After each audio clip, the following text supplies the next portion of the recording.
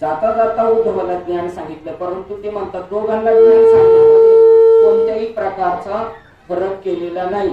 अर्जुनाला घाईघाईमध्ये सांगितलं तर तेच सांगितलं, आणि उद्धवाला जाता जाता सांगितलं तरी तेच सांगितलं.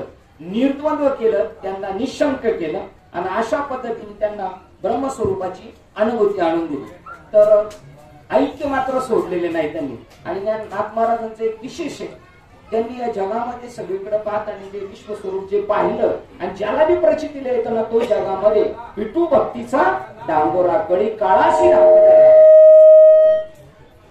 आता एवढा हे कोरोनाचा प्रसंग चाललाय, तरी पण ज्याला स्वरूपाची प्राप्ती झालेली त्याला मात्र कोणत्याही गोष्टीची भीती राहत नाही. काल आपण पाहिलं होतं 80 क्रमांकाच्या ओळीला येऊन थांबलो होतो, तर परत 2-3 ओळी आपण पाठीमागे जाऊ म्हणजे आपल्या लक्षात येईल.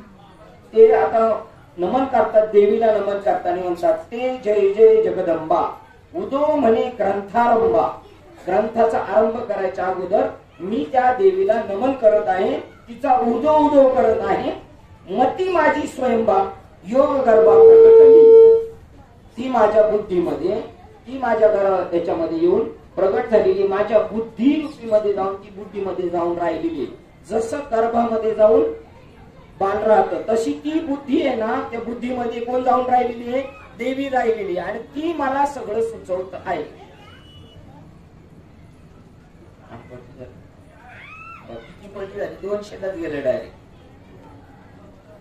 आता वंदू जनार्दन जो भव गज पंचाननु जनी विजनी समानु सदा संपूर्ण समत्वे. आमचे जनार्दन स्वामी कसे? ते जनामध्ये वनामध्ये कोण जो भेटेल त्याच्याबद्दल समबुद्धीने वागतात, परंतु ते असे भव गज पंचाननु. पंचाननु सिंहाला म्हटलेले, आणि भव गजू, गज म्हणजे कोण आहे? हत्ती आहे. आणि भव म्हणजे संसार रूपी जो हत्ती आहे त्याचा नाश करणारे ते सिंह आहेत, पण संसार सुद्धा कोण आहेत? तेच आहेत. आणि त्याचा नाश करणारा ज्ञान देणारे सुद्धा तेच आहेत. त्यांचं एवढं सामर्थ्य आहे. ते सदा संपूर्ण समत्वे, ते सर्वांमध्ये समबुद्धीने वागतात. उदाहरण द्यायचं तर त्यांच्यावर 100 वेळा थुंकला तरी त्यांच्यावर कोणताही परिणाम झाला नाही. एवढी शांतता आपल्यामध्ये यायला येणार आणि आलेली पण आहे. परंतु कधी कधी आपण रागा वैतागाने एखाद्याला जरी बोललो तर तसे नाटबाबा बी बोललेले आहेत. लोक म्हणतात परमार्थिक माणसाला राग येऊ नये, मग ते म्हणतात भक्तीने पशु कशाशी वाढला, सटबीने नेला काही सणे, हे राग आल्याशिवाय बोललेत का? पण ते जे बोलणं आहे ते जगाच्या हिताच आहे. त्यामुळे त्याप्रमाणे 100 वेळा थुंकला तरी यवन अंगावरही थुंकला आणि प्रसाद देऊन मुक्त केला. बघा, म्हणजे जो त्रास द्यायला आला त्यांच्याकडे सुद्धा ते, कारण त्यांच्या गुरुमध्ये तेच होतं. गुरु कसे होते? समान होते. समान होते ते सर्वांमध्ये राहणारे. ज्यांचेनी कृपा पांगे, काल या ओळीला आपण थांबलो होतो. ज्यांचेनी कृपा पांगे देही न देखती देहांगे. त्यांची ज्याच्यावर कृपा होते ते देहात असूनही ते देहांगाला जाणवत नाही. म्हणजे उदाहरणार्थ जर पाहायचं म्हटलं तर ते ज्याच्यामध्ये ती ब्रह्मसत्ता प्रगट होते ते म्हणतात, तर तो देहात असून त्याला असं आठवत नाही का मी देव आहे म्हणून. देहाच्या त्याला कोणत्याही गोष्टीची जाणीव नाही. त्याला तुकाराम महाराज वर्णन करतात, नाठवे घरदार तहान पळाली भूक. त्याला काय वेदना झाल्या त्याची कळत नाही, कारण जसं आपण म्हणतो असो ऐसा पोटे आठवच नाही. देहीच विदेही बहुदशा. देहात आहे तो, पण देहात असून सुद्धा नसल्यासारखा आहे. त्यांची कृपा कटाक्ष झाली तर ते म्हणतात ज्यांची कृपा पांगे देही न देखती देहांगे. देहात असून तो जीव स्वतःला देहांगाने जाणतच नाही. आमच्या गावाकडे एक महात्मा होता, त्यांना बाबांकडून अनुग्रह दिला, तर ते मला म्हणायचे नंतर की अहो महाराज माझे पाय ना जमिनीला लागतच नाही, मी आकाशात चालतो, हवेत चालतोय असं मला वाटतं. ते देहात असून देहामध्ये आहेत अशी त्यांना जाणीव होत नाही. आणि ज्या संसाराची भीती तुकाराम महाराज व्यक्त करतात, काही प्रमाण तुम्हाला भक्ती क्षेत्रात प्रवृत्त करण्यासाठी आहेत, त्या व्यतिरिक्त त्यांना जास्त महात्म्य नाहीये. जसं आपण म्हणतो किती वेळा जन्मा यावी किती व्हावे भजित, हे वाक्य बरोबर आहे, पण हे कुठपर्यंत आहे? ज्या वेळेला आपल्यावर सद्गुरूची कृपा होते त्यावेळेला आपण काय म्हणतो? आपल्यावर कृपा होते त्याला आपण काय म्हणतो की माझे सुख मत दाविले डोळा आणि दिदली तया उतराई हवे कवण्या होणे जन्मालाही येणे आईसे केले. म्हणजे आता त्यांच्या दृष्टीने जन्म मरण राहिले का? आणि संसार कशाला म्हटलेलं आहे? पुनरपी जनानं पुनरपी मरण. त्यामुळे त्यांना आता संसार दुःख शिल्लक राहिलेलं नाही. संसार टवाळ वेगे संसार रूपी वावटळ वेगाने केली वावगे भव स्वप्न. जन्म आणि मृत्यू काय? भव स्वप्न आहे, वास्तव नाही. स्वप्नातला राजा भिकारी होतो आणि स्वप्नातला भिकारी राजा होतो. परंतु हे स्वप्नातून दोघे जागे झाल्यानंतर वस्तुस्थिती आहे तशीच आहे. तशी आता वस्तुस्थिती समजलेली आहे का आपल्याला? आता वस्तुस्थिती काय? जन्म आणि मृत्यू हे काय? जन्म मृत्यू स्वप्नासारखी आप त्या दिसे पारुखी माझे आणि जवळचे. तुका म्हणजे अखंडित सुखे वदे वाणी प्रेमामृताची. त्याला सगळं स्वप्नवत आहे. इथे येऊन काल आपण थांबलो होतो. आता आजच्या विषयाला सुरुवात करतो. जयाचे नि कृपा कटाक्षे अलक्ष लक्षविन लक्ष. देवप्राप्तीसाठी साहस करायला पाहिजे, प्रयत्न करायला पाहिजे, पळायला पाहिजे. तुकाराम महाराजांचं एक प्रमाणे त्याच्यावर ताम आणलेलं आहे. याप्रमाणे तुका म्हणे लक्ष लक्षोनी अंतरी तोच वार करी पंढरीचा. आणि ताण आणला असं बी नाही. ते प्रमाण जर आता याच्याने अजून उकल होते. तुका म्हणे लक्ष आणि लक्षायचे बाहेर. एखादं लक्ष लक्षण करायचं आपल्याला प्राप्त करायचं तर त्याला बाहेर पाहायचं. पण हे लक्ष कुठं पाहायचं? तुका म्हणे लक्ष लक्षोनी अंतरी आणि तोच वार करी पंढरीचा. ते म्हणतात त्या जीवाने ही एक आपल्याला मिळालेली काय म्हटलं होतं मी मागे? तुम्ही होते त्या याला की हे निघालेली स्कीम निघाली त्याला काय म्हणतात तुम्ही इंग्लिश मध्ये? ऑफर आहे. ऑफर. मनुष्य जन्माला आलाय ना त्याला एक ऑफर आहे. त्याने जर अशा साधू संतांना शरण गेला तर पुन्हा जन्माचं तर कारण नाहीच आहे. पण तो जर म्हटला तर घेईन मी जन्म हे त्यावेळेला यथासांग होणार. तो घेऊ शकतो. एवढा अधिकार त्याला मिळतो. त्यांनी काही न करता साधना न केली तरी पुन्हा जन्म नाही त्याला इतर. आणि मिळालाच कर्म अपूर्ण राहिलं तर कोणता भेटणार आहे? मनुष्याचा जन्म भेटणार आहे. ते म्हणतात त्यांच्या कृपा कटाक्षणे त्यांच्या दृष्टिक्षेपात जर आपण आलो तर अलक्ष लक्षविने लक्ष.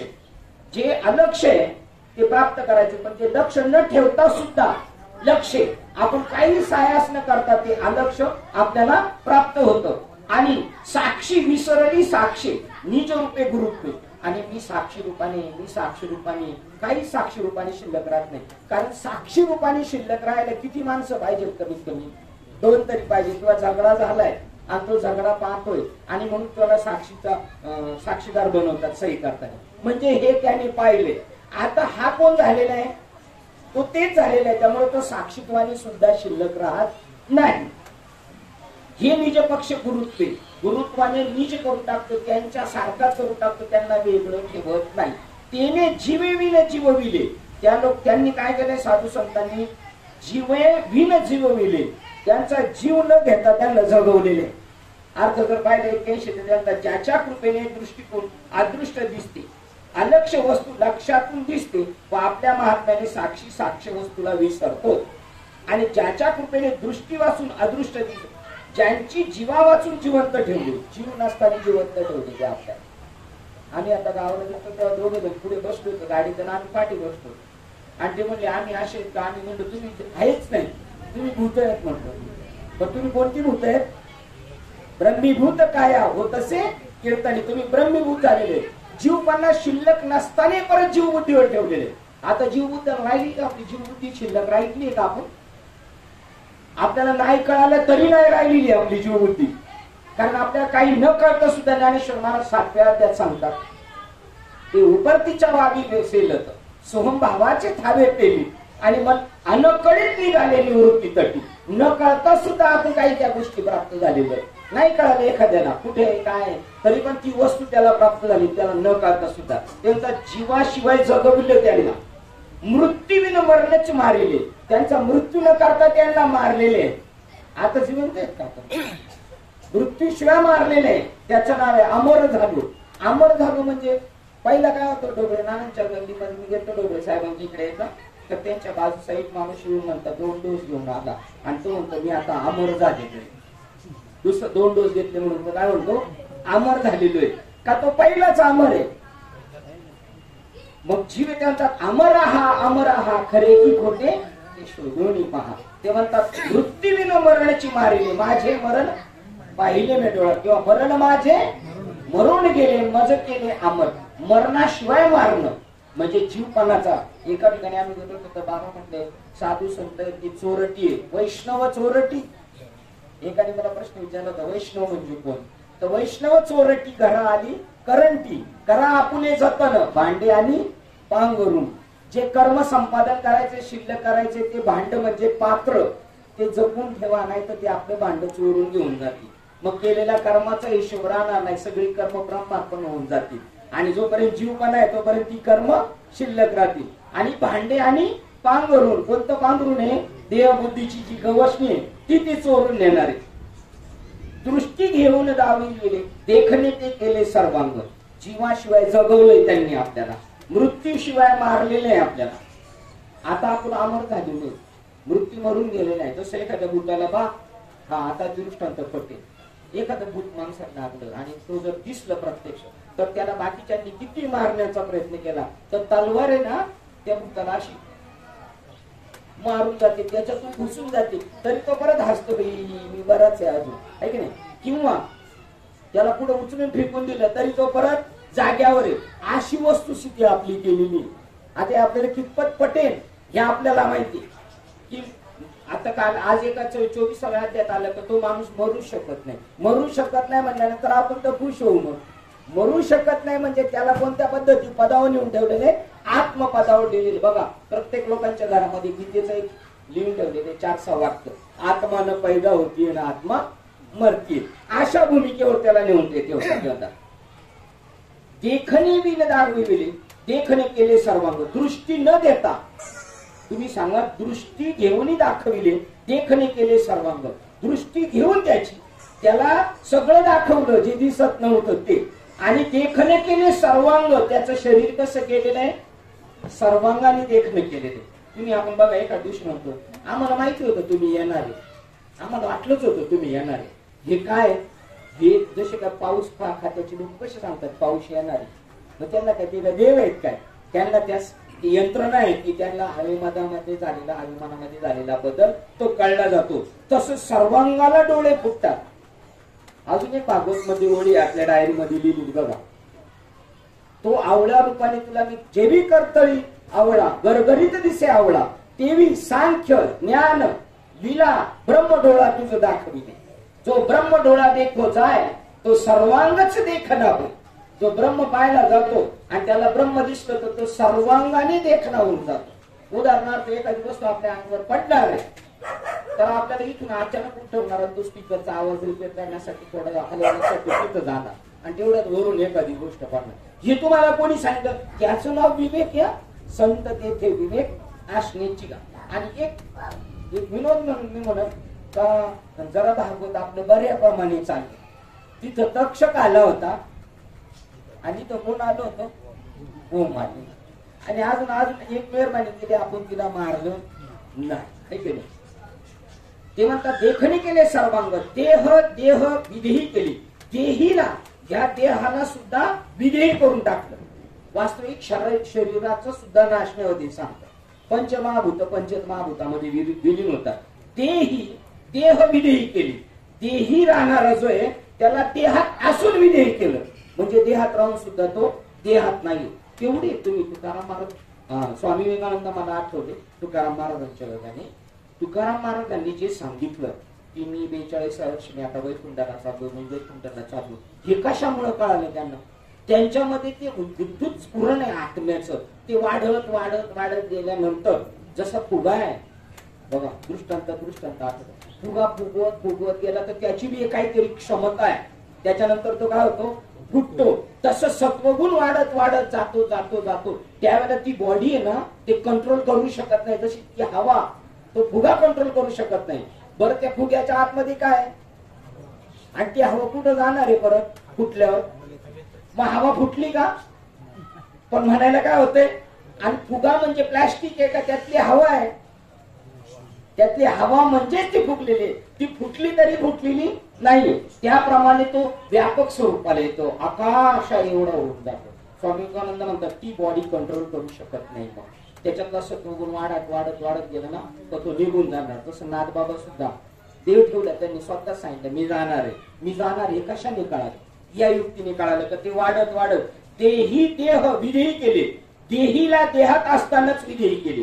अजून ज्ञानेश्वर महाराज त्याचं रूप करतात, तो चालतो तर त्याला हवा ढकलते हे कळत नाही.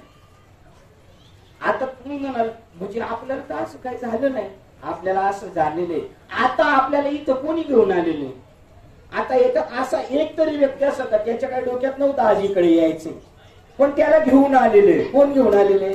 हवात घेऊन आलेला. आणि चढताना तर ती स्पेशल दाखवते मी तुला घेऊन चालले. कोण? हवा. ती वाढतच राहते. तसं त्याला घेऊन जाते, आपल्याला घेऊन चाललो. आपल्या याच्यात काय नाही. बघा आपण मागे गेलो होतो म्हात्रे साहेबांकडे, तर ते म्हणले आपण म्हणलं आपण कोण करते आपल्याला? कोण आज इथं आणायला आपल्याला कोण कारणीभूत होते? आपलं कर्म आहे आणि ती एक सत्ता आहे. कर्म सुद्धा आता बाद झालं, त्याच्या दृष्टीत तो ईश्वरच त्याला घेऊन चाललेले. देह देह विधेयी केले, शेकी विधेयीपणे तेही नेले. मी देहात मला विधेय केलं ही सुद्धा आठवण त्याला राहत नाही. शेकी ते म्हणतात, शेकी विदेह पण तेही नेले. काय नेलं हे सांगायला सुद्धा नाही उरकतो माणूस. काय मी विधेय स्थितीत गेलो होतो नाही सांगायला शिल्लक राहत.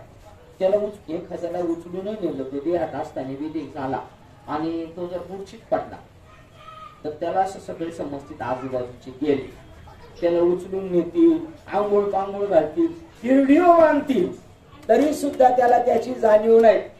शेती विधेय पण तेही नेले, मी देहात आहे किंवा देहात नाही याची स्मृती सुद्धा नाही त्याला. समजतं ना मी काय म्हणतो तुम्हाला? नेले पण हरपले, उरी उरले उर्वरित. बरं नेले पण ते पण हरून गेलो मी. मला नेले देहात आहे नाही आणि परत उरले उरले उर्वरित. परत शिल्लक काय राहिलेले उरून सगळं शेवटी सगळ्यात एक. आता आपण जर आपल्याला प्रत्येकाला विचारलं या ठिकाणी प्रश्न, तुम्ही नावा रूपाने देहाने तुम्ही आहात का असा प्रश्न विचारला तर त्याचं उत्तर काय अपेक्षित या ग्रंथाला धरून? आता तुम्ही देह आहात का? आणि नाही तर मग तुम्ही कोण आहे? उर्वरित जे शिल्लक राहिलेले ते आपण आहोत. मग ते नाही त्याची घेता शिरी दुराविषयी निजपंत. त्याच्यामध्ये हे नाही ते नाही ही युक्ती बरं का सांगायची. नेती नेती जे ना हे नाही ते नाही ते नाही, मग काहीच नाही का? मग शून्य आहे का? देही संपला, विधेयी संपला, त्याला काहीच समजत नाही. देहात आहे ते समजत नाही, विधेयी आहे ते समजत नाही आणि शेती सगळंच गेलं म्हणजे संपलं का? नाही. मग सगळ्यातून जे शिल्लक राहिले ते खाली शिल्लक राहिलेलं काय? ते तत्व आहे, ब्रह्मतत्व आहे, ते उर्वरित राहिले.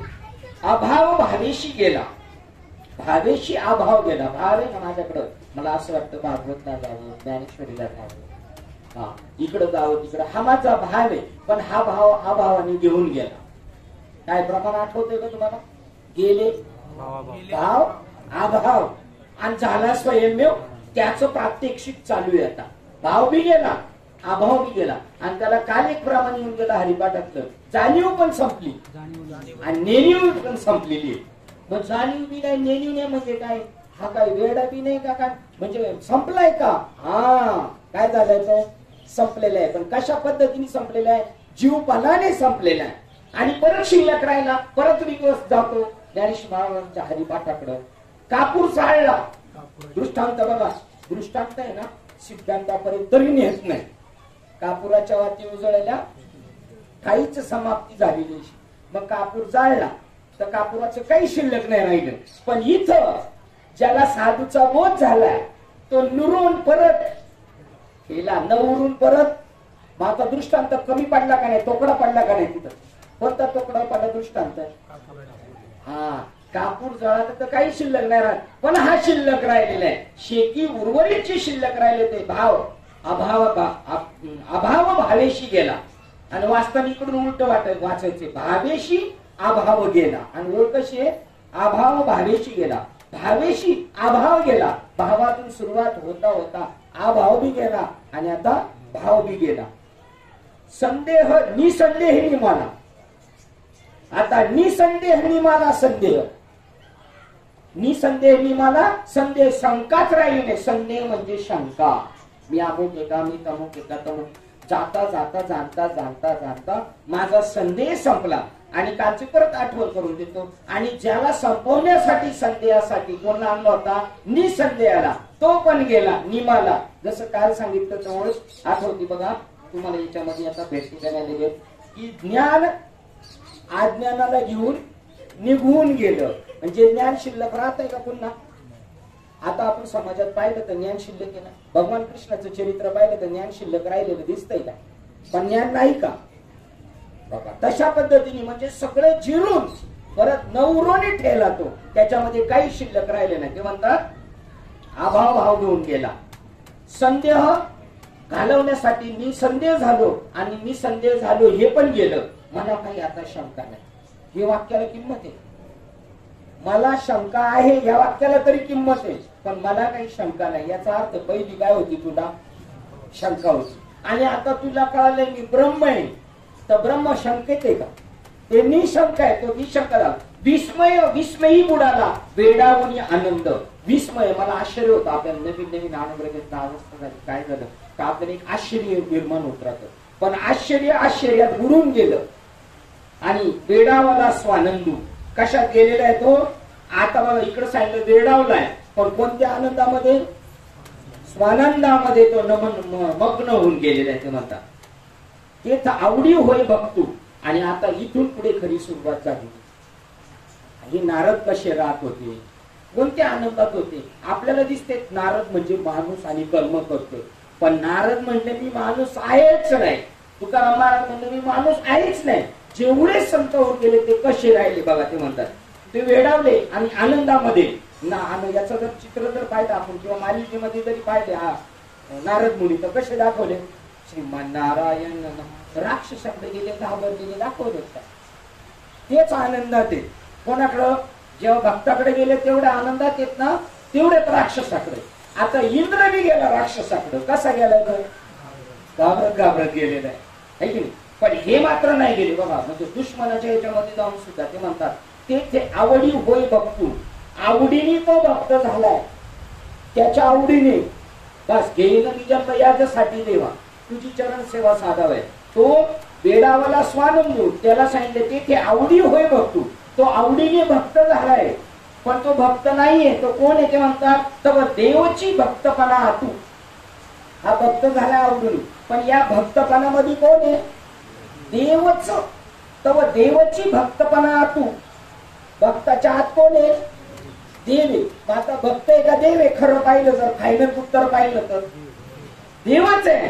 या अँगलला धरून मी भक्त, तू देव, ऐसे करी आणि मी मग आनंद लुटणार आहे. आता जगात असा आनंद लुटायचा आपल्याला भजन कीर्तन प्रवचन ऐकताना सुद्धा आणि करताना सुद्धा. जरी गेलो ना आपण देव ही जाणीव ठेवायची अंतःकरण वृत्तीमध्ये, पण वावरताना कसं वागायचं? भक्त म्हणून वागायचं.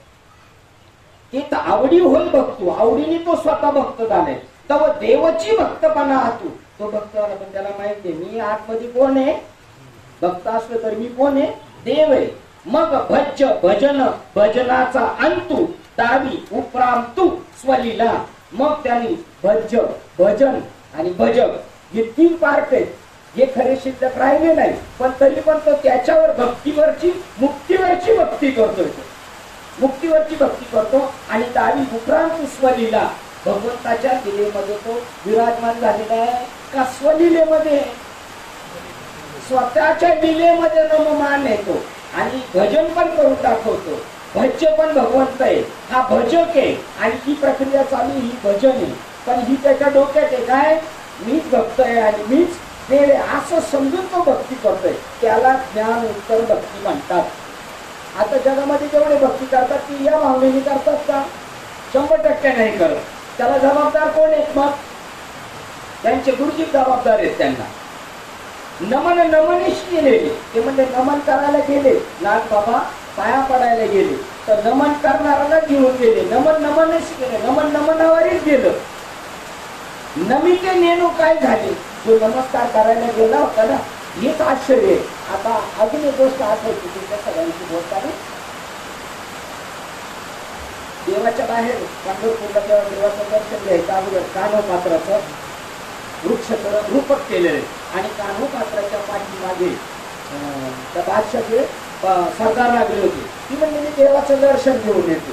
आणि आतमध्ये दर्शन करायला गेले. यांना माहिती आता या गेटच्या शिवाय दुसरा गेटच नाही. ही आतमध्ये गेली म्हणजे काय कुठून येणार आहे, इथूनच येणार आहे. जा म्हणले ये पाया पडू. ती पाया पडायला गेली तर ती आतमध्ये धन्य कानो पात्र आज झाली भाग्याची आणि भेटी झाली ज्ञान देवाची म्हणून या. ती देवाशी एकरूप होऊन गेली. तसं ते म्हणतात. नमस्कार करायला गेला तो नमनावानीच गेला. म्हणजे आपल्या गाडीमध्ये गावाला चक्रोबाबांचं गाव आलं का एक डबा घेऊन गाडी नेतो. कोण पेढेवाला येतो है की नाही. आणि तो काय करतो सगळ्यांना नमुना देतो. आणि आपण काय म्हणतो खरी देतो. तो देणारे हे काय तो मार करीत नाही. आणि तिकीट पण काढतो 20 रुपयाची. आणि 2-3 पेढे नमुन्यावरच जातात त्याचे. आणि मग कोणीच घेत नाही. तो परत दरवाज्यात येऊन उभा राहिले. त्याचे जे 2 पेढे आणि तेवढे ते 20 रुपये हे कसे गेले नमुन्यावरही गेले. तसा जो नमन करायला गेला तो कसा गेला नमुन्यावरच गेला. आणि त्याच्या पुढे ते म्हणतात नमिते नेणो काय झाले. बरं तो पेढेवाला तरी शिल्लक राहिला पेढे नमुन्यावर जाऊन. पण पेढेवाला शिल्लक राहिला नमुन्याच्या स्टॉपला उतरायला.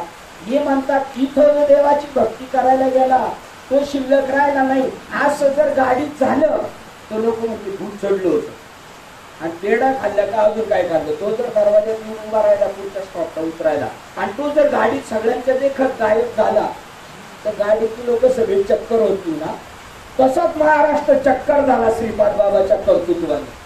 कारण तो माणूस कसा झालेला जो नमन करणारा ते पेढे नमुन्यावर गेले आणि पैसे गेले.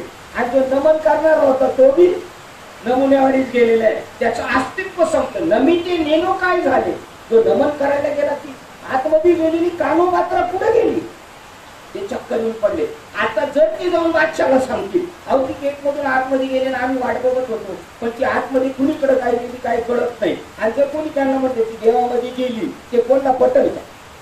देवामध्ये घुसले म्हणून कोणला पटणार नाही. आणि कुठे गेली म्हणलं यांना सोडलं असेल का त्या बादशाने त्या सरदारांना शिक्षा दिली असेल. तसा तो भक्ती क्षेत्रातला महात्मा तसा होत असतो. आणि अजून काय झालं ते म्हणले नम्मेची अंगे घडिले मोडीले तोडून. जो नमन करणारा होता ना तो नमन करायला गेलेला तो तर गायब झाला. पण ज्याला नमन करायला गेला होता तोच तो झाला. तुम्हाला कळलं का शिट्टी कामावर. मी मधून जेव्हा जोराने बोलतो ना ते मग त्याच्यावर आदळला का ते म्हणतो मला या आवाजाची सवय तो मधला आवाज तुमचा वाढतो म्हणून वाढतो. तो नमन केला नम्मेची अंगी झाले क्षीण. तो नमन करणार आहे ना ज्याचं नम्य करायला गेला तर नमन त्याच्या अंगात घुसलं. म्हणजे कानोपात्र पुढे घुसली देवाच्या अंगात. आता जा म्हणावं त्याला घेऊन. अजून एक उदाहरण सांगेन मी तुम्हाला. भगवान शिष्टाईला गेले आणि भगवान शिष्टाईला गेले ना तर कोणी त्यांचं ऐकलं नाही. सगळे म्हणतात शिष्टाई करताना ऐका ऐका म्हणून नाही ऐकत. पण दुर्योधन भडकला आणि म्हणलं याला अटक करा. याला अटक करा म्हणल्यानंतर पकडून नेला देवाला पकडून नेला अटक करायला. आणि तिकडे जेव्हा जेलमध्ये ढकलला तेव्हा तिकडे त्याला कोण दिसत होता दुःशासन दिसत होता दुर्योधन दिसत होता. अटक कोणला केलेली आहे देवाला. आणि आतमध्ये कोण गेलाय हत्येमध्ये तो गेलेला आहे. तसं ते म्हणतात नम्मेची अंगे घडिली. जो नमन करणारा कानोपात्रा कशी झाली मग ते वास्तव हे भागवत सांगतो.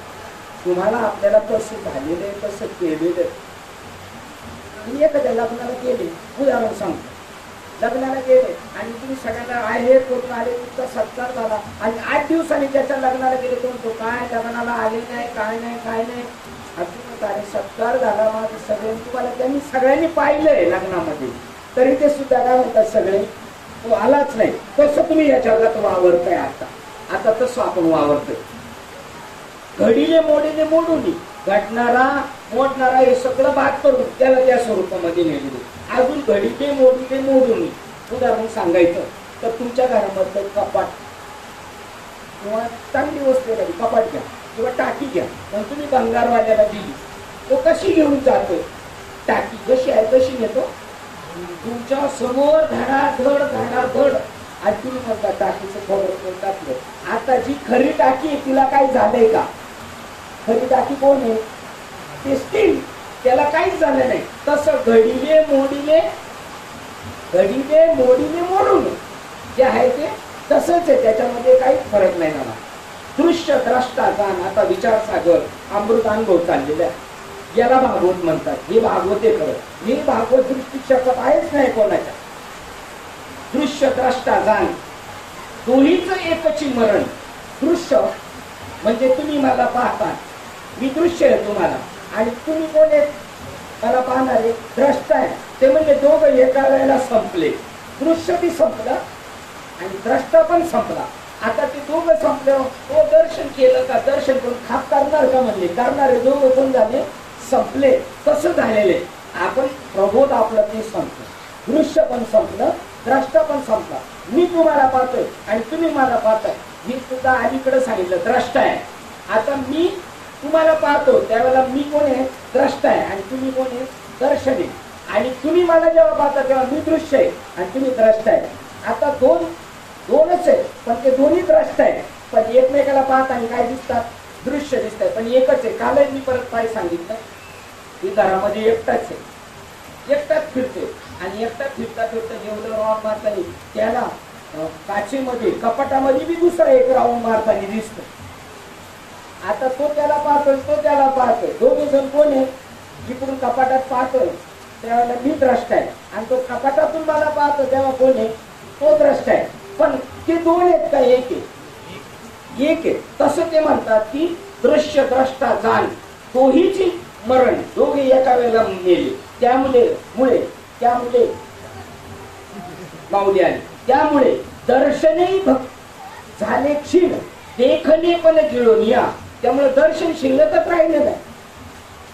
जर आपल्याला एखाद्या बाबत विचारलं दर्शन घेतलं का, आपण जर काहीच बोललं नाही पाहिजे, जे उत्तर आहे म्हणजे बाबांनी विचारलं काय चाललंय, कसं चाललंय, तुमचं बरं चाललंय का, बरं चाललंय का, त्याच्यात आपण सांगायला सुरुवात केली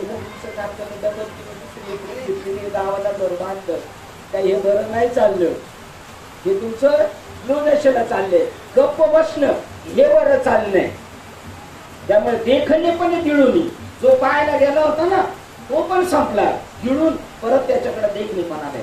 आता देवाची अवघा सगळं काय झालेलं आहे, जिकडे पाहावे तिकडे चतुर्भुज गोपाळू. आता देवची आघवा तिथं भक्तू नाही दाटला, भक्तूपणा संपला, तिथं सगळा देवच आहे.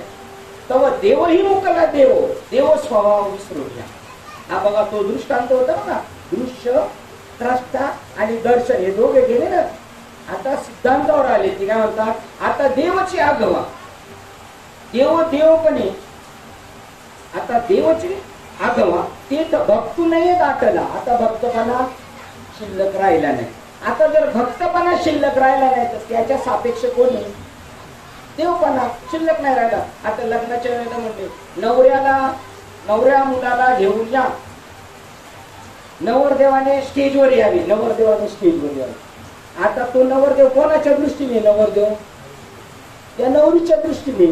तो एकटा नाही आला ते बाकीचे नवरे सगळे दोघच बसतात, कोणला, नवरदेवाला, आहे की नाही. आता त्या नवरीच्या दृष्टीने हा नवरा आहे. त्याप्रमाणे जर इतर नवरे नाहीत का, मग आहेत पण त्यांना तो नाही बाज, कारण तिच्यामुळे. त्याप्रमाणे इथं सांगितले आणि त्यातून ती म्हणतात इथे देवपणा अवघा, जेथे भक्तू नाही दाटला आणि भक्तूपणे भक्त आटला, मग भक्तू संपला, आटून गेला भक्तपणा. आता भक्तपणा आटला तर त्याच्या सापेक्ष जो देव होता तोही देव स्वभाव, देवही मुकला, देव स्वरूपाला मुकला, देव स्वभाव विरोनिया. ज्यावेळेला आपण एखाद्या गुरुंकडे जाऊ ना, आपण एखाद्या गुरुंकडे, तर त्या गुरुंना गुरुपणा शिल्लक आहे ना तोपर्यंत ते खरे गुरु नाहीये. आणि त्या गुरुंना पाहता पाहता आपला शिष्यत्व भाव संपला का त्याच्या सापेक्ष त्यांचा गुरुत्व भाव संपून जातो, आणि मग ते दोघे मूळ स्वरूपावर जाऊन बसतात. देवपणे अगत्य त्या दिवशी देवपणे दाटला, भक्तपणे आटला, दोहींचा अंतू आभेद झाला अनंतू. ते म्हणतात देवपणाने संपला आणि भक्तपणाने आटला, दोहींचा अंतू झाला, आभेद झाला अनंतू. देव संपला, भक्त संपला आणि शेवटी काय झाला, आभेद झाला अनंतू. अनंतू कसा झाला, अभेद झाला. आता कसा आहे अनंतू, भेदात आहे म्हणून भेदा भ्रम अमंगळ, अशा प्रकाराने तो भेद संपला. तर त्या दिवशी विरला आता त्याग करायचं, त्याग करायचं, त्याग करायचंच कशाचा मला? हा, त्याग अत्यागामध्ये विरून गेला, काहीच त्याग करायचं शिल्लक नाही. काय मला घेऊन जायचंय आणि मला काय टाकायचं? काही टाकण्याजोगं बी नाही आणि काही पकडण्याजोगं सुद्धा नाही. अभोग भोगेशी आठ उडाला. भोग आहे ना, अभोगामधून उडून गेलेला आहे. भोग भोगात शिल्लक राहिला नाही, तो अभोगामध्ये जाऊन बसला आणि अभोग सुद्धा संपून गेलेला आहे. अयोग योगेशी बुडाला. योग पाहिजे, योग पाहिजे. अरे योगच अयोगामध्ये निघून गेला. कशाचा योग येईल? लोक म्हणतात आज एकादशीच्या हार्दिक शुभेच्छा. आज एकादशीचा दिवस आहे, फोन केला पाहिजे. आणि 14 दिवस कोणाचे? अरे तुम्हाला आपल्याला कळत नाही म्हणून एकादशी दिवस 15 दिवसांनी तुम्हाला हॅपनिंग करायचे, विसरू नये म्हणून. नाही तर सगळे दिवस तुम्हाला कसे आहेत? सगळे सारखे. योग्यतेला गेला अहंभाव. योग योगायोग पाहिजे. योग योगात बुडून गेला. अयोग्य योग्य सगळं संपलं. उंच नीच काही योग्य अयोग्य. ज्यावेळेला नाथ महाराज नामदेव महाराजांच्या घरी जेवण होती आणि त्या जेवणाला सगळे साधू संत आले आणि आपण त्यांच्यावर सगळं मंगळवेड्याचे चोखा मेळा पण आले. पण चोखा मेळा बाहेर उभे राहील, कारण पंगत पडली होती ज्ञानेश्वराची. ते म्हणजे सगळे ब्राह्मण वर्ग आहे इथे सगळे, मग आपण बाहेर थांबावं, ते गेटवर थांबतो आणि सगळे जेव्हा बसल्यानंतर त्यांनी ज्ञानेश्वरांनी पाहिलं, अरे तुम्ही का नाही बसले? तुम्ही जेव्हा याच्यात काय आलं त्यावेळेची वस्तुस्थिती काय आहे ती आली. त्यावेळेला ज्ञानेश्वर महाराज म्हणतात, अजून तुमच्या डोक्यातून गेलं नाही, येऊन बसा इथं, बाकीच्यांची काही गेलं देणे नाही, बसा. आणि हाच दृष्टांत परत ते सांगतात बघा, ज्ञानेश्वर नाथबाबांचं आठवलं म्हणून. योगेशी बुडाला अयोग्य आणि योग्यतेचा गेला अहंभाव. हा योग्यतेचा आहे आणि हा अयोग्यतेचा आहे. नाथबाबांच्या घरी जेव्हा पितरपाठ चालू होता तेव्हा पहिले आपण तिला कोण जेवायला बसलेले? सामान्य लोक जेवायला बसलेले. आणि मग ते विशेष होते ते म्हणते आमचा अपमान, आम्हाला बोलवलं यांना. ते म्हणतात योग्यतेचा गेला अहंभाव. पण त्यांना कळत नाही ना, म्हणून आरोग्याची चाली आता जाणून पाऊल घाले. त्याप्रमाणे नाथबाबा त्यांची समजूत काढण्यासाठी म्हणतात, अहो त्यांनी ते जेवण उष्ट केलं होतं म्हणून त्यांना दिलं, तुम्हाला स्पेशल बनवायचं पाहिजे. तू खोटं बोलतो, कसं काय उष्ट केलं? त्यामुळे ह्या रोडनी चालू होते आणि तेलात तुपातला सुगंध आला ना तर हे जाता जाता थोडा वेळ थांबले. जेवण चांगलं जेवण असं उष्ट केलं होतं म्हणून त्यांना दिलं, तुम्हाला फ्राईज बनवलेलं. आयशियावरी अधिक सोसू. बघा आता एवढं झालंय, तो भक्तपणाने संपला, देवपणाने शिल्लक राहिले नाही. आता तो नारद मुनी वगैरे कसे त्याच्यामध्ये नाचतात ते म्हणतात आयशियावरी अधिक सोसू. अधिक त्याला सोस आहे भक्तीचा. आता हा आपल्याला अधिक सोस आहे. नाही तर खरं सांगितलं तर आपलं काम आहे ते. आता हे पटायचं रे, मोठ्या पदावरची लोक ती म्हणतील हे काहीतरी तू उलटच सांगतोय, हे काहीतरी तू उलटच सांगतोय की आता तुमचं काम शिल्लक राहिलेलं नाही. हो, काही काम शिल्लक राहिलेलंच नाही, पण हे पटायचं नाही. मोठ्या लोकांना पटायचं नाही का? उदाहरण सांगतो, ही लोखंडाची शिडी आहे आणि हिचं काम कशासाठी आहे? वर काढण्यासाठी, चढण्यासाठी, लाइटिंग लावण्यासाठी की नाही. आणि हिला बरीचशी संबंध आला कोणाशी? आता हिचं काम हे संपलं, हिचं काम संपलं आणि ती आता चढायच्या आणि पाय ठेवायच्या कामाची नाही. ती कानात, नाकात, गळ्यात, हातात संपलं ना तिचं काम. पण हे पटायचं नाही. ही सामर्थ्य आणि ते सुद्धा सोनं होऊन पण धातूच झाला तो. म्हणून संत परत म्हणतात दोह परिसाची नस आहे उपमा. जास्त ओळखायचं. संत महिमा, सद्गुरु महिमा आघातच ही सामर्थ्यच आहे. हे त्यांना सांगायचंय. ते म्हणतात आयुष्यावरी अधिक सोसू, अधिक सोसू आहे त्याला. साईच्या माझी होतसे योजी. आता तो काय झाला, साईच्या मुक्ती म्हणजे काय? चारी मुक्ती भेटतात, मिळत नाही आपल्याला. मी म्हणा आपल्याला एवढ्या कळालं तरी चालेल. हरिपाठात हे वाक्य मातृ पितृ धात्र सकोत्र आपा कोण झाले? चतुर्भुजनार होऊन गेले. तुम्ही चतुर्भुज आहेत का? तुम्ही विष्णू आहे असं तुम्हाला म्हणतात. आपण लाजू ना, तुम्ही विष्णू आहेत अरुण बाबा. अरुण बाबा होते हा, मग आहेच नाही असं आपण चार्ज घेतलं पाहिजे. आहेच विष्णू हे, पण मी एकटाच विष्णू नाही, तू बी विष्णू आहेस. सगळेच विष्णू आहे आणि ते सगळेच विष्णूचा आजूबाजूची म्हणजे सगळे आता काय झाले, पागल झाले. त्याला वाक्य वेडावला स्वानंदू, वेडावला कशामध्ये, स्वतःच्या आनंदामध्ये. तेव्हा सायुज्य भक्ती काय बोलायचं, हा सगळंच ब्रह्म होऊन गेलं, सगळं ब्रह्म झालं. नाही होणार आयशिवारी होत असे सोसू. मी आवाज कसा नाही का तुमचा आवाज कंटा वाजवलं का मग सुरुवाती वाजवलेला कसा आवाज टांग जोरात आणि नंतर हळूहळू त्याचा नाद त्याच्यात विरून जातो. त्याप्रमाणे आता याच्यावरती पण आपल्याला सोच भरलेलं एवढं डोंगरावर आपण आहोत काढलेली बाजू आपण घरी वाचत नाही, पण हा सोच भरलेला आहे आणि हा साहित्यामधला सोच आहे. सोच आहे सलोकता, समीपता, सलोकता, समीपता, स्वरूपता आणि सायुज्यता या मुक्तीमध्ये आपण बसतो. पटू न पटू काही कोणला घेणं देणं नाही. उदाहरण सांगून पुढे जातो कारण जाणार युट्यूबला. त्याच्यामध्ये हरिप्राप्तीचे उपाय धरावे संतांचे ते पाय. मग त्याच्यामध्ये एक बारीक बारकाव आहे हरिप्राप्तीस मध्ये. काय, प्राप्ताची प्राप्ती. प्राप्ताची प्राप्ती कोणला प्राप्त झालं, ब्रह्माला ब्रह्म प्राप्त झालं. तो पहिलाच ब्रह्म आहे ना. अशा अँगलने आपलं काम झाले. काय सांगत होतो, समीपता, सलोकता म्हणजे महाराज कुठं राहतात, पंढरपूरला. मग काय गेला हा आपण राहायला गेलो पंढरपूरला. समीपता, सलोकता. त्याच्यानंतर महाराज कोणत्या गल्लीत राहतात, विना गल्लीमध्ये. मग समीपता विना गल्लीमध्ये, पण महाराजांच्या आश्रमाचं नाव काय आहे, भावे महाराज समाज. तसं ते म्हणजे स्वरूपता. त्याच घरात घुसला आणि सगळे धोत्रावर सगळे सारखे बाहेर पडले ना, तर कळतच नाही नवीन माणसाला. एकदा पाहिलं असेल याच्यातला कोणता मनुष्य आपण त्याला भेटायला येतो. आळंदीत तसंच होतं ना. हा जोग महाराज धर्मशाळेत गेलो ना, तर त्या पोरांनी सांगितलं उद्या नाही तुम्हाला इथे 9 वाजता भेटेल. पण आपण 9 वाजता ती जाऊन 8:45 बघत बसतो, तर तो आपल्या बाजूने गेला तरी आपण ओळखायचं नाही. सगळी पोरं धोतर सारखं, झब्बा सारखा, शेंड्यासारख्या, टोप्यासारख्या, वय सारखी. तोच येऊन म्हणायचा काका कधी आले, तू आहे काय तू. हा तसा स्वरूप होता. आणि चौथा सायुज्यता. तो कोण झाला, तो देवच झाला. आणि देव होऊन तो आता भक्ती करायला लागलाय. ते म्हणतात बघा, आयुष्यावरी अधिक सोसू, सायुज्य माझी होत असे दासू. सायुज्य मध्ये तो कोण झालाय आता, देवाचा दास. याला प्रमाण पाहिजे मला तुमच्याकडून. तुकाराम महाराज या सायुज्यत म्हणतात, तुमची दाशीचा दास. दास आहे का ते, मालक आहे. आणि तेव्हा त्रिभुवनी आम्ही वैभवाचे धनी, त्यावेळेला मालक झाले. मग मालकच दास झालेला आहे आता. तेथीचा सुखाचा सौरसू, अति अविनाशी गोचरू अगोचरू. ते म्हणतात सायुज्यामध्ये भक्ती चालू आहे, त्याला ज्ञानोत्तर भक्ती म्हणतात. आता तुम्ही यथार्थ भक्ती करणार आहे. अनुग्रह झाला, प्रबोध झाला, अष्टसात्विक जिरला, प्रबोध झाला, मी ब्रह्म आहे कळालं, जगत ब्रह्म आहे.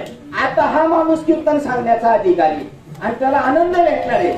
तो पैशासाठी नाही कीर्तन करणार, नावासाठी नाही कीर्तन करणार, आत्मा आनंद घेण्यासाठी कीर्तन करणार आहे. तो दुसऱ्याला देणार त्याला घेणार. सायुज्यामध्ये होत असे दासू.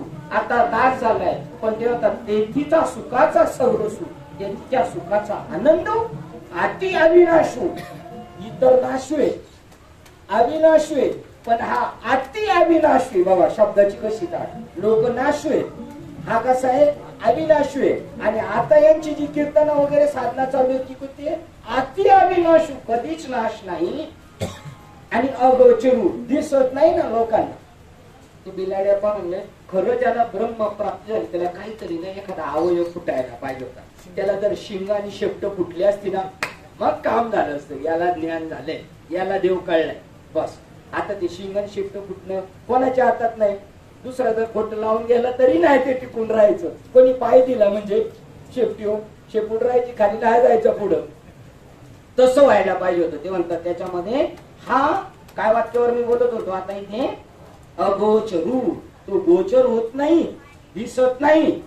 कसा याला प्राप्त आहे, त्याची डुप्लिकेट चालू आहे सगळे महाराष्ट्र, सगळे डुप्लिकेट चालू आहे. साधूची डुप्लिकेट चालू आहे. साधूचा एकही त्याच्यामध्ये लवलेश नाही. आणि लवलेश म्हणजे वागण्याबद्दल नाही, साधनेबद्दल ओर नाही. साधना जिरली पाहिजे आणि मग उरला उपकारापुरता आहे. आणि ही मी जाणीव शेवटी संपून जाते का, उपकार कोण कोणावर करतं. बाबा तर म्हणतात इथे बसणाऱ्या माणसाने उपकाराची भाषा बोलू नये. कोणावर उपकार करतोय तू तुझ्यावर उपकार करतो का? ह्या हाताने आपला मोबाईल पडलेला होता, पण तो जेवण असल्यामुळं हा हात भरलेला आहे म्हणून ह्या हाताने घेतला मोबाईल. खरा घ्यायचा पण तो होता या हाताने, तेव्हा हा हात या हाताला म्हणतो थँक्यू आहे म्हणत. तसं आहे. आता तसं आपल्या यांच्याशी वागताना वाटतंय का? आपण म्हणतो थँक्यू थँक्यू का? त्याला खुश करायचंय म्हणून, आणि खोट्यामध्ये त्याला खुश करायचंय, खऱ्यामध्ये नाही.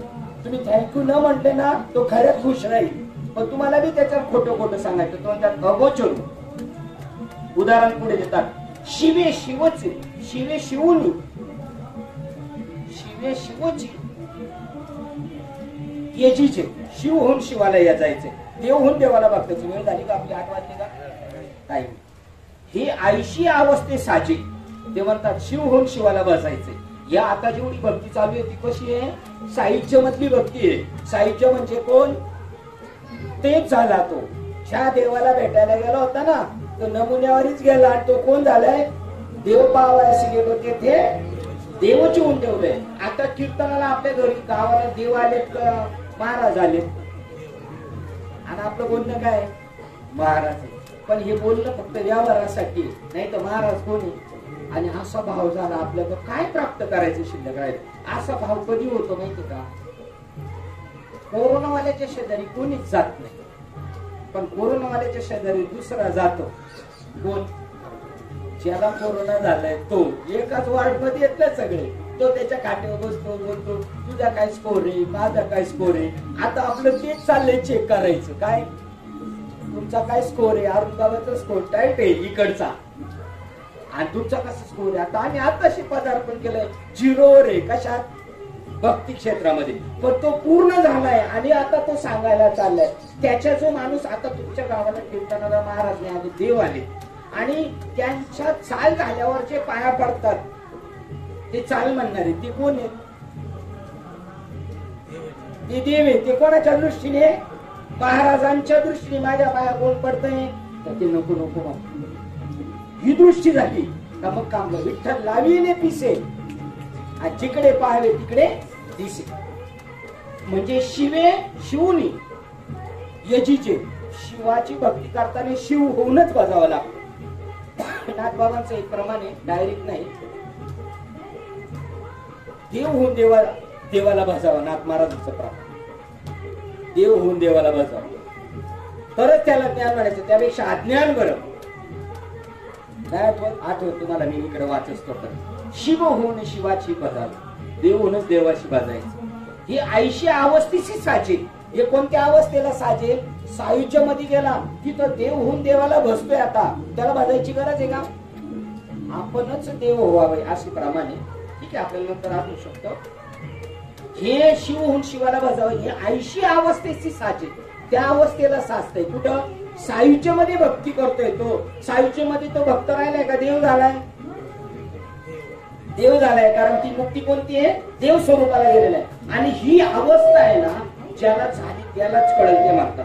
त्याचं तुकाराम महाराज काय म्हणतात ना, ते रूपक म्हणतात की पाण्यामध्ये मासा झोप घेतो कैसा, जावे त्याच्या वंशात तेव्हाच कळेल. ही आयशी अवस्थे साजे. एरवी बोलची बोलीजे परी न पविजे निज भक्ती समजतो, परी न पाविजे निज भजन. ते म्हणतात हे लोक ते जे होईल त्यालाच कळत.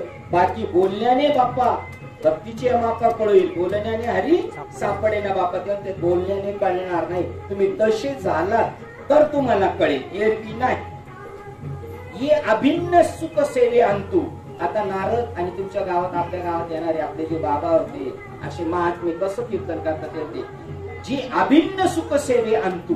देवाची सेवा करतात पण कशा पद्धतीने? अभिन्न. अभिन्न सुख सेवे आतू नारदू आनंदे नाचत गातो. नारद नाचतो गाजतोय पण कशामध्ये? अभिन्न स्थितीमध्ये. ज्याची मी भक्ती करतोय तो आणि मी कसा आहे? अभिन्न आहे, भिन्न नाहीये.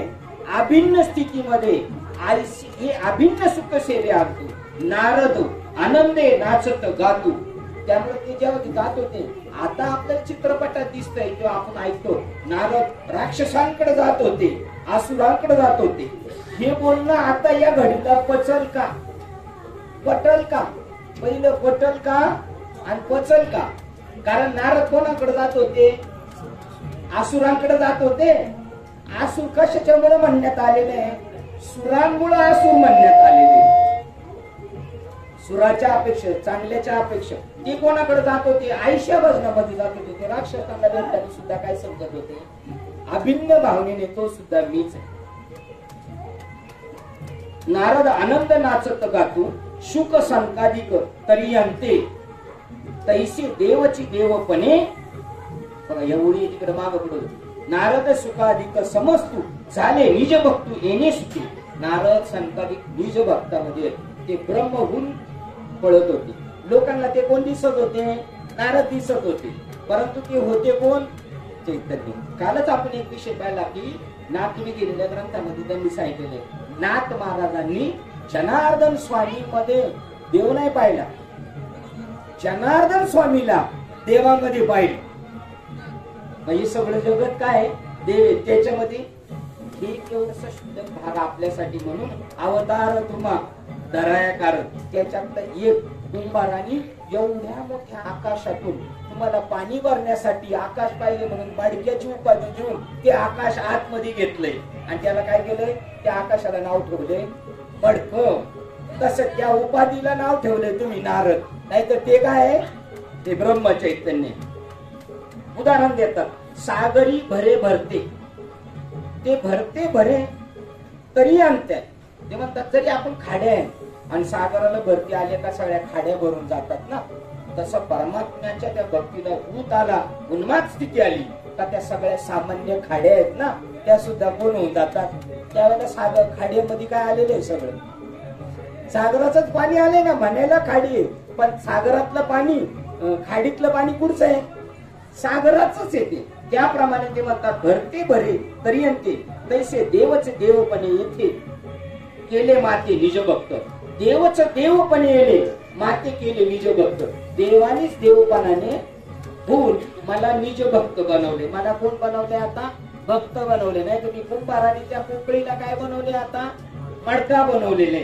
तसं देवाने मला देवपणा असताना सुद्धा आता कोण बनवलेले? भक्त बनवलेले.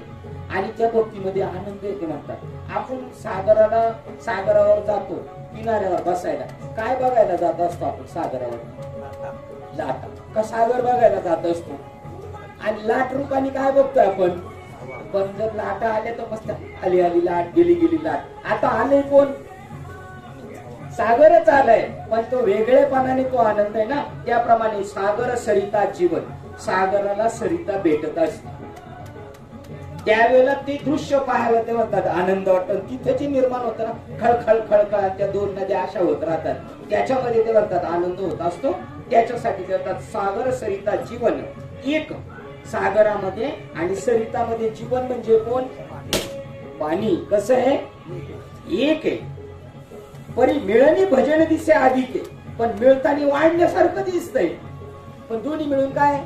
पाणीच आहे. आणि पाणी वाढलं असं होईल का? पण ते म्हणतात वाढल्यासारखं दिसतो. तसा भक्त होतो आणि आनंद भेटत असताना तर देव आणि भक्ताचा जेव्हा आपल्या आतमध्ये तो भाव होतो ना, आपण घरी पण पाहायचं तर त्यावेळेला आपल्याला असं उचंबळून येतो. तीच तर अवस्था आहे ना ती अष्टसात्विक उचंबळे गोरस सांडे बाहेर. ते मिळणी भजन दिसे अधिक तैसे एकपणेची देख भजन सुख उल्हासी. भजनात आनंद कधी आहे? एकपणेची देख भजन सुख उल्हासे. भक्तीत आणि भजनामध्ये आनंद कधी आहे? एकपणामध्ये आनंद आहे, दोनपणामध्ये आनंद नाही.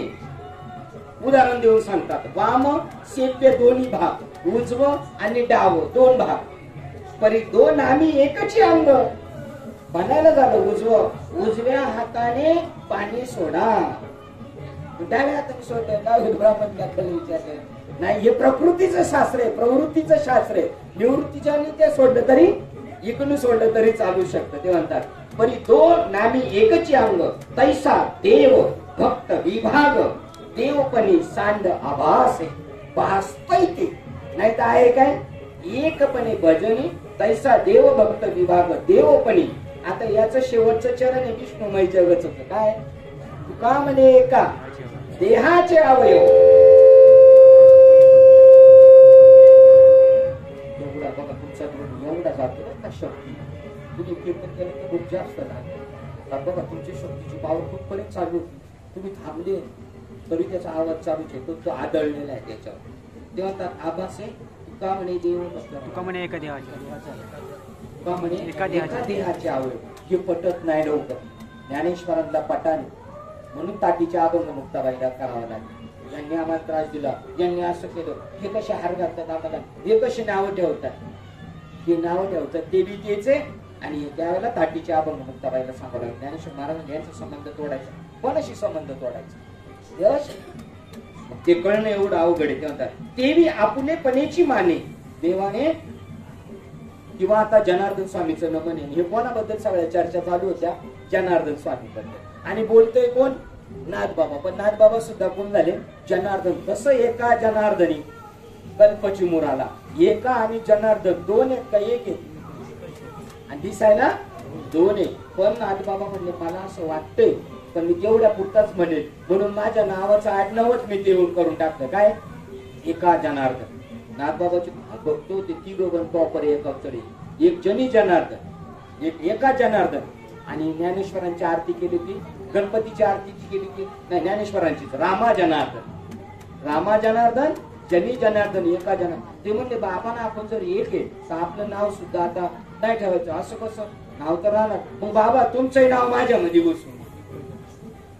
ते बी आपुलेपणीची माने, आपला मान मला देऊन गुरुजींनी भक्त केलो जनार्दने. जनार्दनांनी काय केलं, त्यांचा मान देऊन मला काय केले, भक्त केले. परी काया वाचा मने वर्त विजय तेने सर्वार्थी. पण तेच माझ्यामध्ये घुसून आता कायेने वाचेने मनाने वर्त विजय तेने सर्वार्थी. मला हे सगळं वर्तन करायला लावतात, कीर्तन प्रवचन भजन जेवढं ते कोण करून घेते माझ्याकडून, वर्त विजय तेने सर्वार्थी. ते वर्त होतात कशाने, मला कायेने वाचेने मनाने भक्त केलो जनार्दने. उलटी ओळ ते बी आपुलेपणेची माने, त्यांचा मान देऊन मला ते माझ्याकडून करून घेतात. ग्रंथ तो मुखाचे झाला निजमुख, माझ्या मुखाचं निजमुख तो झालेला आहे.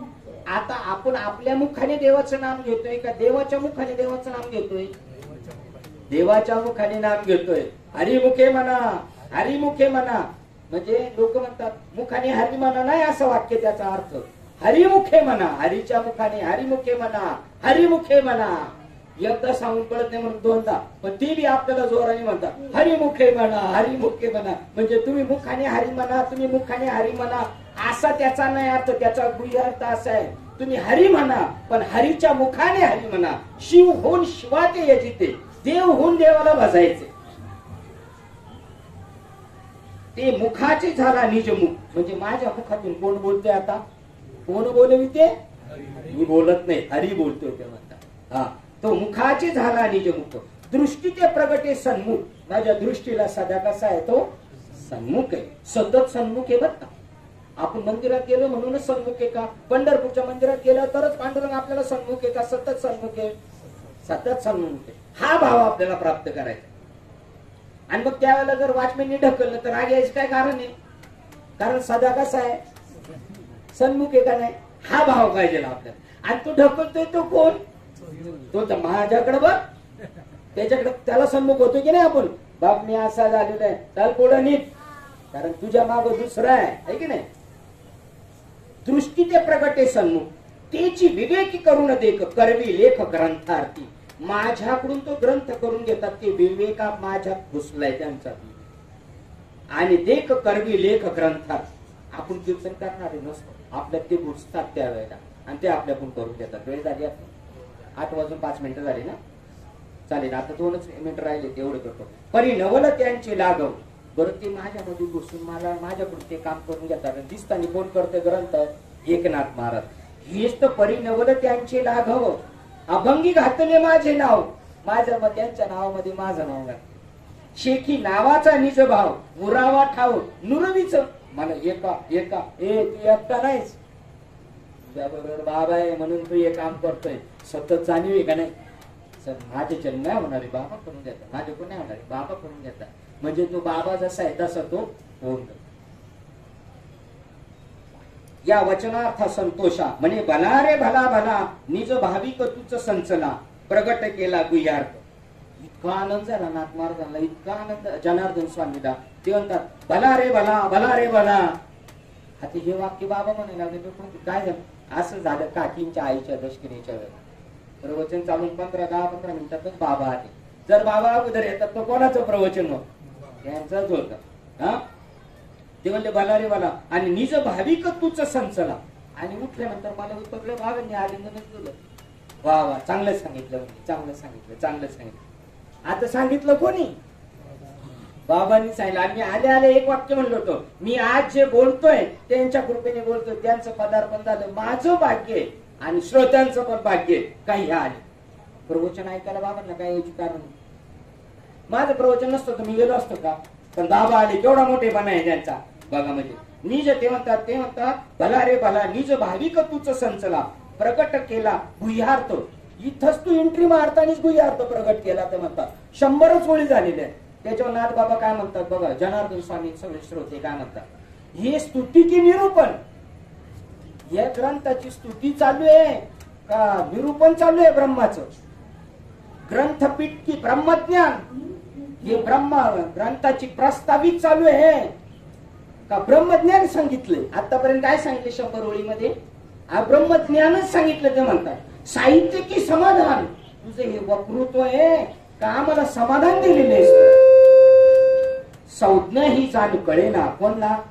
खालचे श्रोते, मास्टर श्रोते, नाथबाबांचे गुरु आहेत. आणि ते म्हणतात मला काय कळाना बोय तू काय बोललाय ते. काय हे स्तुती का निरूपण? आणि अजून तर ग्रंथ चालू व्हायचं नाही. 100 ओळीमध्ये तू फक्त प्रस्तावना सांगितली, स्तुती झाली या ग्रंथाची का ग्रंथाचं निरूपणच झालं? अमृताचं ग्लास भर पिलं पाहिजे का थेंब पिलं तरी काम आहे का ग्लास भरत पिलं पाहिजे? शिनोलकर अमृत ग्लास भर का थेंब भर पिल्याने काम होईल का? हा, तसं येतात स्तुती का निरूपण?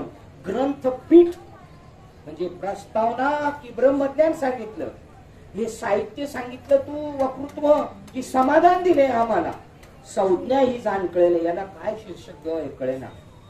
तुझा बोलूच एकेकू सोनी विवेकाचा विवेकू तो संतोषाशी संतोखू अत्यंत उपजरी. संतोष महाराज वायतड केला संतोष झाला. आश्चर्य उडाल्यासारखं ना. तो संतोष आता म्हणलं मला लय संतोष झाला, मला लय संतोष झाला.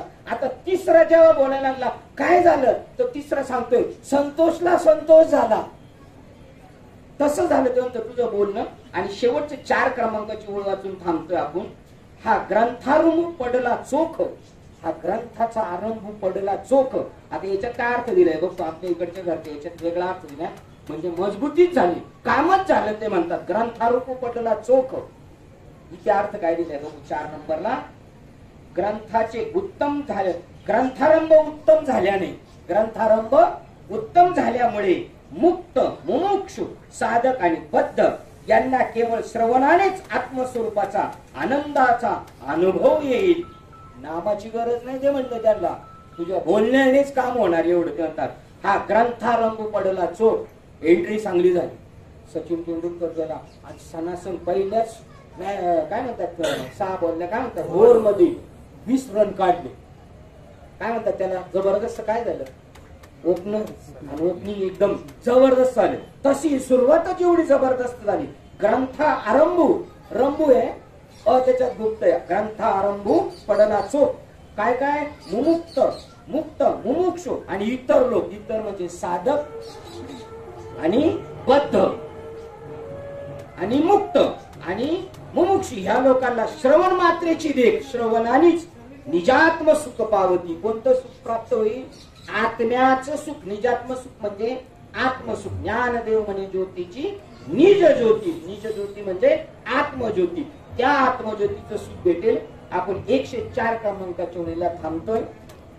मंडळाला द्यावे तेवढे शब्दशः धन्यवाद थोडेचे. कारण आपल्यालाच वाटत होतं हाय रिकामा तर काहीतरी करू, पण पुढे करू तर एक दोघांनी विचारलं करू का तो कोणताच टाइम नाही. हे म्हणले आपण करू आणि मग आपण सगळे एकत्र येऊ. मी म्हणे तुमच्या योगाने आम्हाला तो आनंद भेटणार आहे. झालेली सेवा हृदयस्थ सद्गुरु सच्चिदानंद श्रीपाद बाबा रामदास बाबा, अधिष्ठान देवी मा परमात्मा, तसेच अधिष्ठान भगवंत एकनाथी भागवत म्हणजे भगवान श्रीकृष्ण यांच्या चरणावर, तसेच तुम्ही उपस्थित असणाऱ्या सर्वज्ञांच्या चरणावर त्याचप्रमाणे उपस्थित अनुपस्थित असणाऱ्या सगळ्यांच्या चरणात सेवा सुपूर्त करून सेवेला इथे पूर्णविराम देऊया. कुंडली गौरदेव हरी विठ्ठल श्री ज्ञानदेव तुकाराम पंढरीनाथ भगवान की जय. माऊली ज्ञानेश्वर महाराज की जय. जगद्गुरु संत तुकाराम महाराज की जय. शांती पंढरीनाथ महाराज की जय. सच्चिदानंद श्रीवास भगवान की जय. सच्चिदानंद रामदास भगवान की जय. अवधूत चिंतन श्री गुरुदेव दत्त गोपाल कृष्ण भगवान की जय. ओढे भाई सब संतन की जय. गणपती बाप्पा अंबे माँ की जय. आता विश्वात गेली येणे भाग्य में तोषावे तोषोनी मत द्यावे बसाय राणे. ये कळांची व्यंकटी सांडू तया सत्कर्मे रूपवाडू. उता परस्परे करो मैत्रीवांचे दुर्गांचे तिमिर जाऊ. विश्व धर्म सूर्य पाहू. जो देवांची गतो केला हो प्राणी जात. वर्षत सकळमंगळी ईश्वर निष्ठांची मांडी आडी. अवर्त भोंडले भेट गेला पुता. चला कल्पतरूचे आरो चेतना चिंतामणीचे गाव. बोलदेचे अर्णव पियुषाचे चंद्रवेचे आवांचन. भावखंड घेता पैन हे सर्वाई सदा सज्जन सोयरे होसू. किंबहुना सर्व सुखी पूर्ण होणे किती लोकी. भजितवादे पृष्ठी अखंडित आणि ग्रंथोपदे विशेष विलोकी. दृष्टा दृष्टविजय होवावे एक म्हणे श्री विश्वेश्वराव. हा होईल दान पसाव. हे देवरे ज्ञान देवो स्तुत्यागा. हे देवरे ज्ञान देवो स्तुत्यागा. हे देवरे ज्ञान देवो स्तुत्यागा. हरि ओम शांति शांति शांति.